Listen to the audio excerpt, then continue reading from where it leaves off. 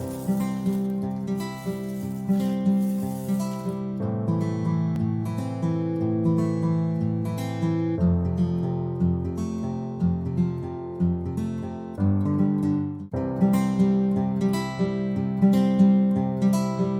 day and welcome. Our guest today is writer, producer, director, and actor, a person who got accepted into 4 acting schools, has written and directed 3 stage plays, Leah Goes Out on the Street, Cockroach, and Easy Fixes to a Shitty Life.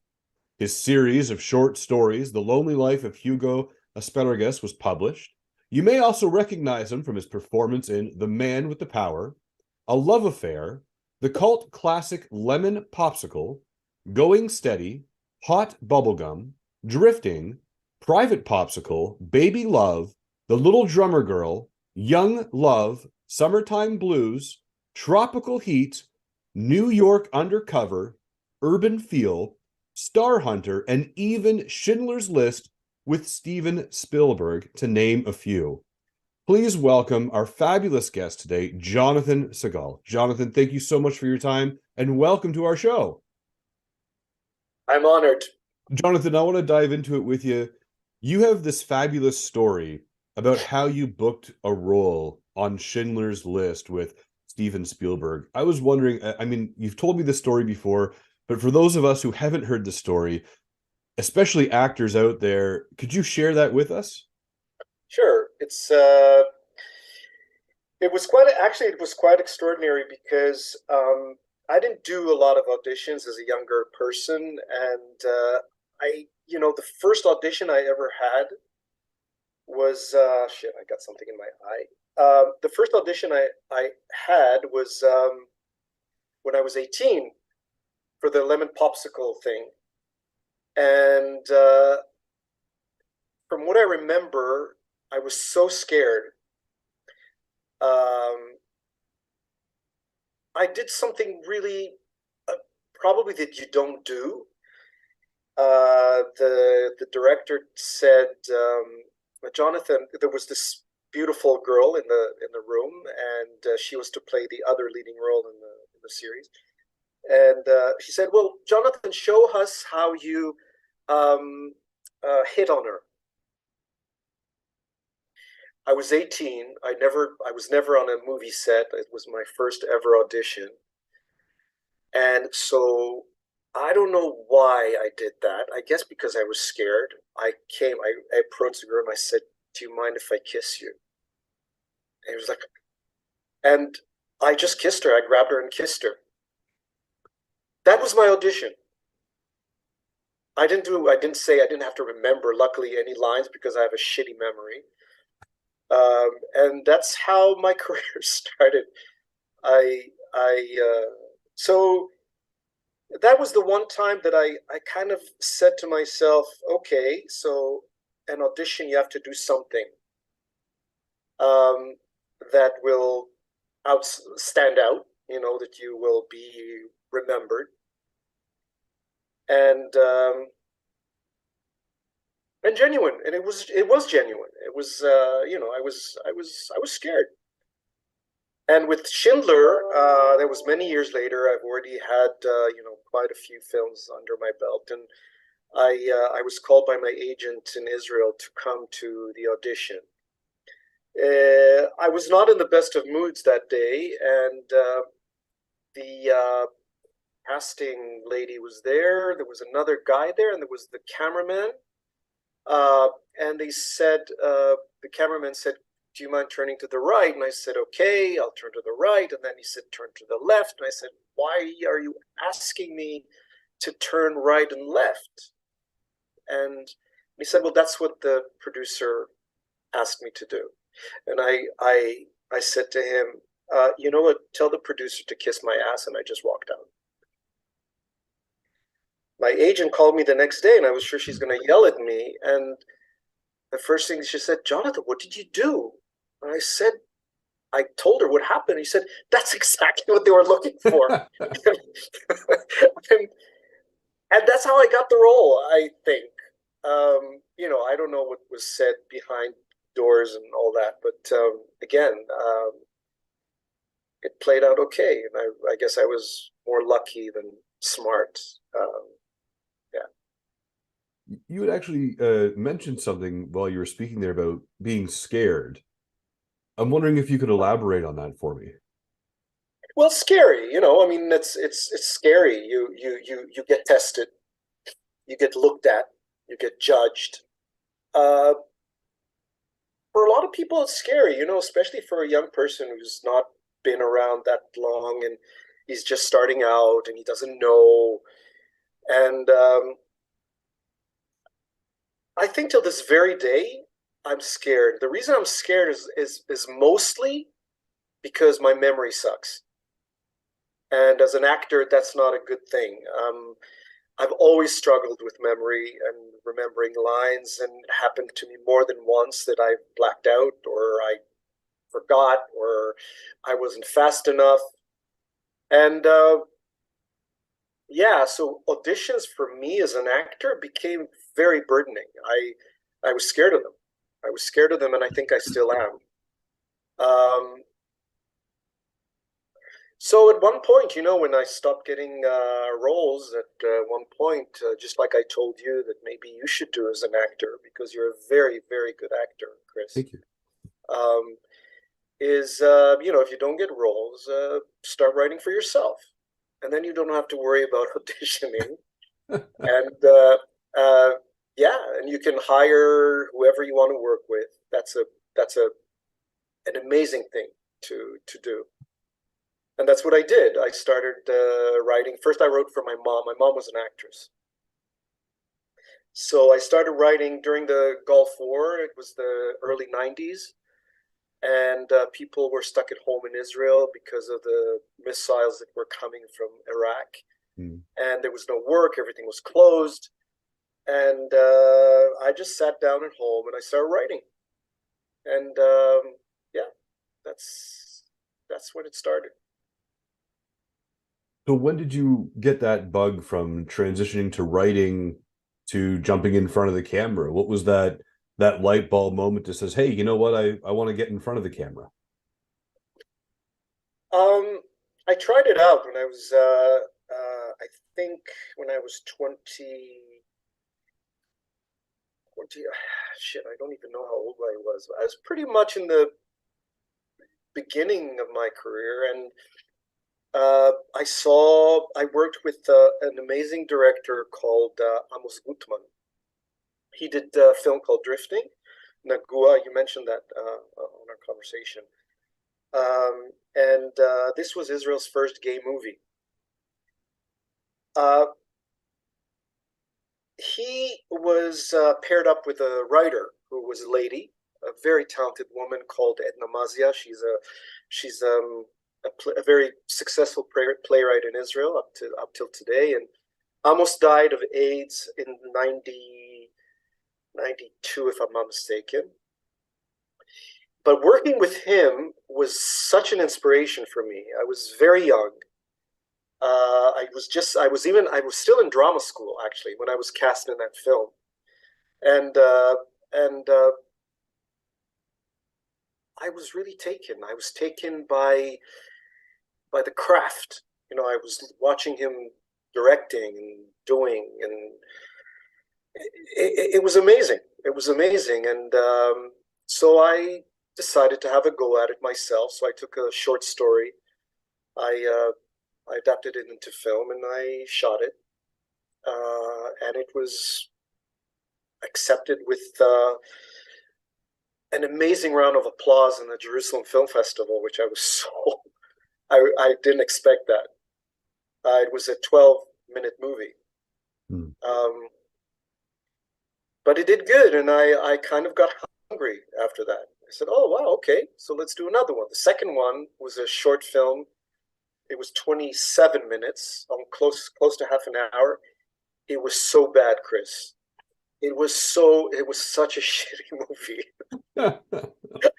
I dare not mention it for various reasons. You know, I take everything upon myself. You know, I created it, so I take responsibility. I hate that movie. But then I said, fuck it, I'll do another one. And then slowly, you know, with time, Yeah, I started doing my own. I started with theater plays first, and then I went on to movies. So, in your opinion, outside of memorization and the script there, what do you believe is the most challenging aspect for this industry? When you're an actor and you get that call outside of memorizing the script, what do you find is challenging about about people creating characters and doing the process? Uh, what I find challenging, again, I can only speak for myself.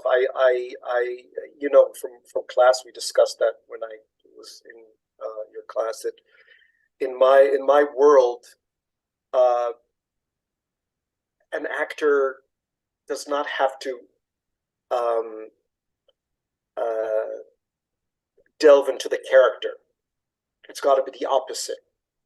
The character has to delve into the actor because the actor is there. The actor is there. He that's a given. He's there with his personality, with his looks, um, and he can't be anything else. You know, if he plays Hamlet, he takes Hamlet and he turns it into himself. Right. It's because he has no choice. It will be him playing Hamlet, and that's why they do Hamlet over and over again because Hamlet is just a character. It's not the performer, and every performer would bring a different Hamlet because every performer is unique and different from each other. And so I think that should make things easier for actors, I believe. They don't have to worry so much about, portraying and talking like the character, and because they're the character. The minute they're cast, they're the character. I remember I think I told you that as well in class when I arrived at the set of Schindler's List. I was cast in Schindler's List, and I was very excited. And he even called me and say, hi, Jonathan, welcome. It was great. We'll see you on the set. And I was waiting. It was about 2 months before the shoot began, and I kind of waited and waited to hear from him to work on the character. I thought I have to understand the character of the character and where he comes from and what does he do, what does he feel inside, and la la la la la la la. And nothing happened. He never called again, and then the production arranged it, everything, and I came to the set the first day and in Krakow in Poland. And he comes to me, hey, Jonathan, how are you? And I said, oh, hi. What's going on? And I was already dressed as the character. They even dressed me and put makeup on me. And I was still waiting for the discussion with the director. Where's this character? Why is this character? So I said to him, Stephen, we didn't even have a chance to talk about the character. And he said, Jonathan, I cast you. You're the character. That's it. And there was something so liberating about what he said, because I stopped worrying about the character. I started worrying about myself. That's a different issue. Right. But again, it was the lines that I had to learn. And oh shit, I had one embarrassing moment on Schindler's List, which anyway. So yeah, I had to just learn the lines and do my stuff and go home. That's but that's another story of how incompetent I was in learning lines. There's a scene in Schindler's List where there's a train coming and it makes its way to the platform. It's somewhere in Poland, and I'm standing on the platform waiting for Schindler to get off the train. And the shot was one shot. The shot was that you see the train coming from the distance. It stops, doors open. He comes out. I go to him and I say, la la la la la la. I don't remember exactly what I was supposed to say. It was 10 words. And take one, train comes, it stops, Schindler comes out, comes to me, and I'm just I couldn't remember. Mhm. I couldn't remember. Just And it froze. was so terrible because that train was not even it was a proper period piece train. You know, those old heavy ones that don't really work and they have to be pushed and pulled Yep. and and so they had to schlep the train all the way to the beginning again and do the scene again. And you know, the second time you're even more scared because you say, "Oh fuck, what if I could forget it the second time and this whole production now is gonna." Ah. Anyway, I finally said the sentence on the second take, and everybody was happy, but that was a very very embarrassing moment. So yeah, So as you talk from your own experience, and actors were always told of the next class, the next workshop, the next big breakthrough idea that we should be enrolling to. In your opinion, when we look at taking classes or hiring coaches and these weekend workshops, how valuable and how important would you put that, saying, yeah, you should be taking what you can, or be careful of what you sign up for? What's your thought on that? careful what you sign off for is anything. You know, there are a lot of scammers out there. You know you can be scammed every single moment. You know, with today's availability and the internet and TikTok, whatever you have there. So being scammed is a part of it, and so just like anywhere else, I'm assuming there are scammers in the acting field as well. But again, acting is your tool, and it probably helps. It probably helps to do anything. A workshop, another workshop, a shitty workshop, even a shitty workshop. If you're smart, you can learn from it. Mhm. Um, and that's it. I'm the only problem I have with workshops and schools is that many times instead of making the actor better, they just kill him. They tie him up. It's they don't let an actor fly. They don't let an actor do things that maybe are unconventional. Um, and I went to a school, a very established and well known school in London, and there were teachers who totally shut me up. They weren't encouraging. They weren't happy with people doing their own thing or trying new things. But on the other hand, there were one or two teachers who I loved because they were happy. They were happy to see an actor try out things and maybe do things that are not so conventional. That teacher was Patsy Rodenberg. I think she's very well known in the industry because she helps a lot of actors overcome the fear and and be genuine and let themselves come out. I think I'm not. I hope I'm not misrepresenting you, Patsy, if you're listening to this. Uh, I hope you so are, Patsy. so yeah, I think she was the reason I even stayed in school because I didn't really get along with the other teachers, and yeah, So um, when you talk about your experience there, and we talk about these classes and teachers promoting and voting and things like this, and your experience on the other side being the director and casting, a lot of people are not really sure how to do a proper audition or a proper slate, and sometimes they get in their own head and overthink it. How can we get out of our own way and just do the job that we're applying for? unfortunately, there's not much they can do, and I'll tell you why. Um, I mean, sorry, I'll take that back. There's not so much that they could do except just show up. Because at the end of the day, you know, the casting person, whoever does the audition, is going to do, you know, 20, 30, 50 auditions for the role. How does he choose? The only way an actor or performer is chosen is because he was interesting to the person watching. Hmm. And and that's it. It's that simple.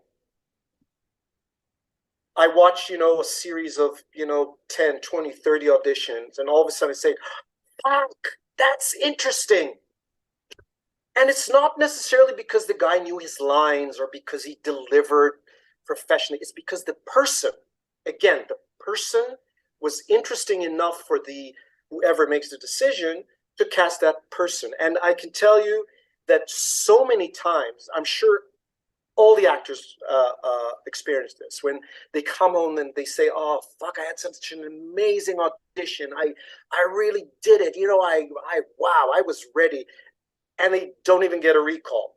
And sometimes the opposite things happen. You know, they think they're, "Oh fuck, I've messed up the lines. I did this. I had a pimple. I was in a shitty day. I had," and all of a sudden they get called back. And again, the person gets called back, not the performer. And I think this should be good news for a lot of performers because you say, "Fuck, I can be me because I have no choice to be me. Me is what I got. You better like it. Hopefully some other people will like it. And that's it." Well, everyone else is already taken, so you have to be you. Yeah, exactly.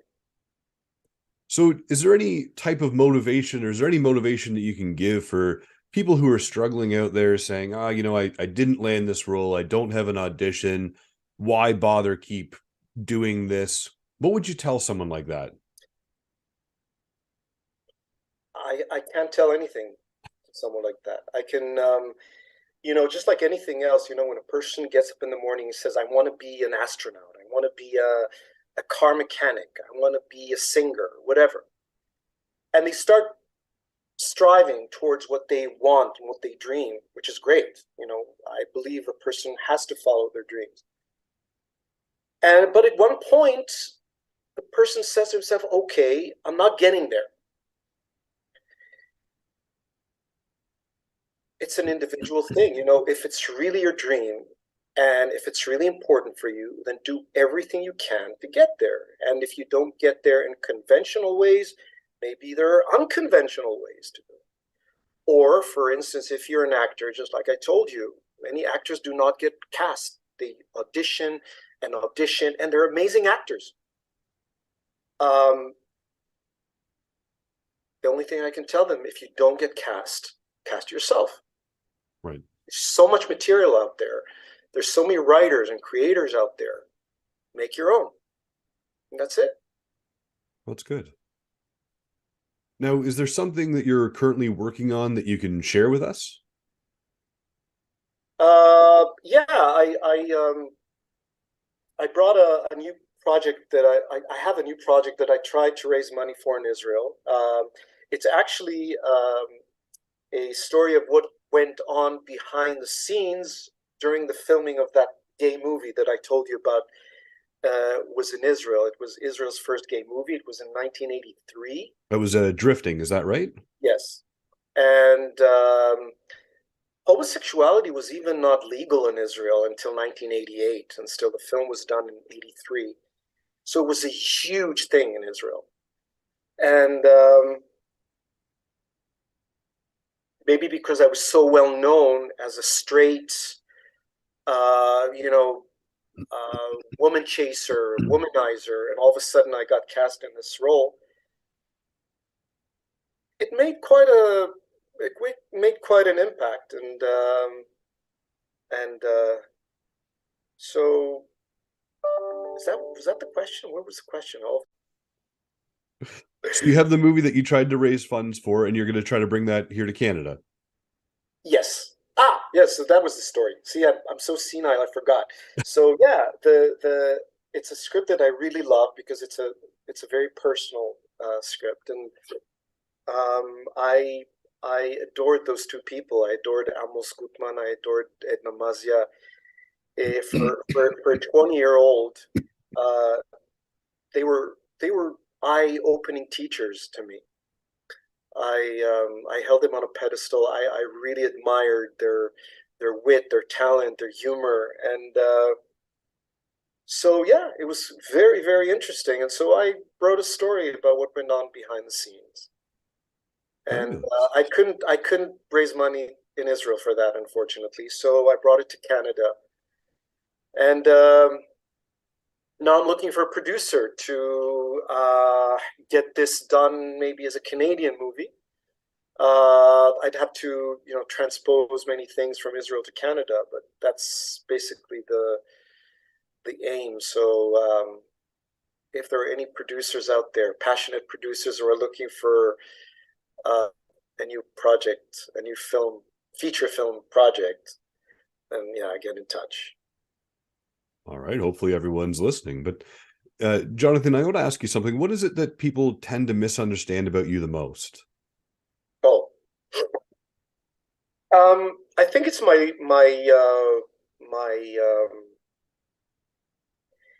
way of talking, because I first of all, I come from Israel. Israelis are known to be loud, aggressive, um, opinionated, sometimes too opinionated. Uh, so I think I fall somewhere in the middle between that and a Canadian. So sometimes I'm really loud, really obnoxious, really unbearable. Um, I can be sometimes too direct, and many people don't live well with that.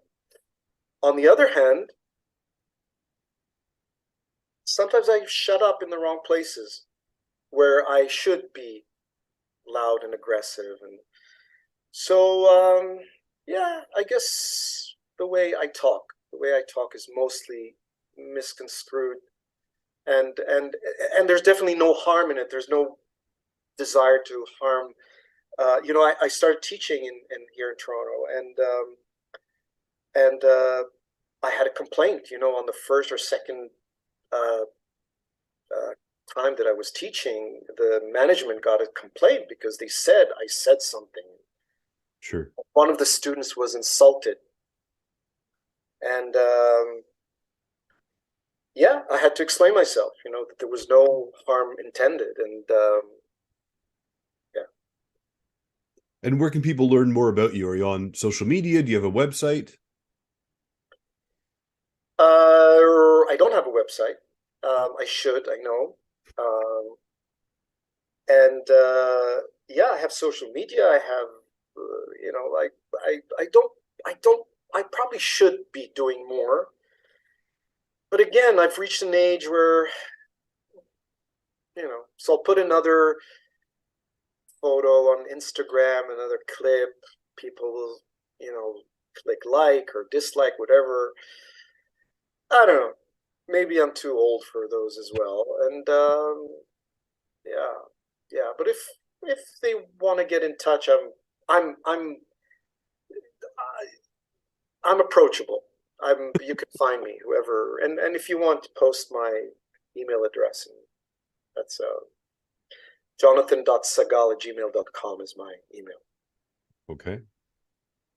Now, Jonathan, I want to ask you something. In your experience, is there something that we as a society need to start doing or stop doing as of tomorrow? What would you tell us that we need to stop doing or start doing right away?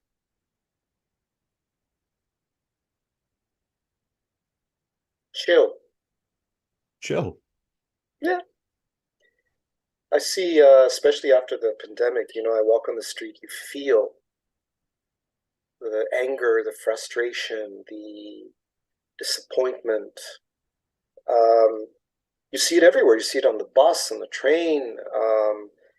Toronto is always, to me at least, is the way I remember it from my early days. Very cool, very chilled, very polite, very attentive, politically correct, and all of a sudden, but it's not just Canada; it's everywhere. I feel a lot. Some people have gone mad after the pandemic. Maybe it's those many hours of secluded living at home. So yeah, I guess just chill. It's just life. You might as well live a good life, not a shitty life. Well, I have time for one last question for you, Jonathan. And what makes Jonathan Sagall smile? Just life. You might as well live a good life, not a shitty life. Well, I have time for one last question for you, Jonathan. And what makes Jonathan Sagall smile? Love.